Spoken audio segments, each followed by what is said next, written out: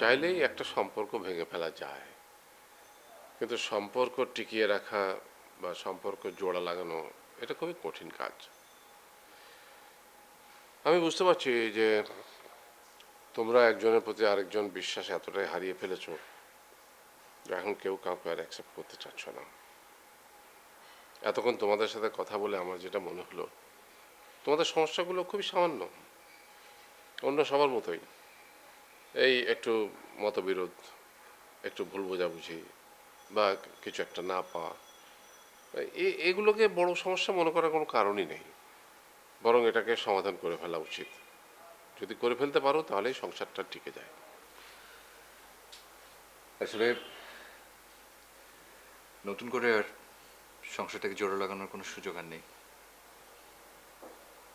So final solution যদি কিছু থেকে থাকে তাহলে সেটা হচ্ছে ডিভোর্স। তমা আপনার বাড়িতে আছে, তাই আপনি যদি চান তাহলে help করতে পারেন। আর না চাইলে কোনো অসুবিধা নেই, আমি ইমিডিয়েটলি কোনো লয়ারের সাথে যোগাযোগ করবো।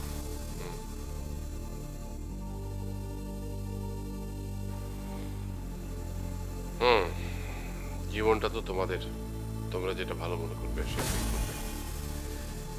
তবে বাবারা, আমি মানে একটা দিনের জন্য এক পরিবার হিসেবে কাটাতে চাই। মানে ধরো আমি তোমাদের বাবা হিসাবে একটা আবদার প্রকাশ করছি।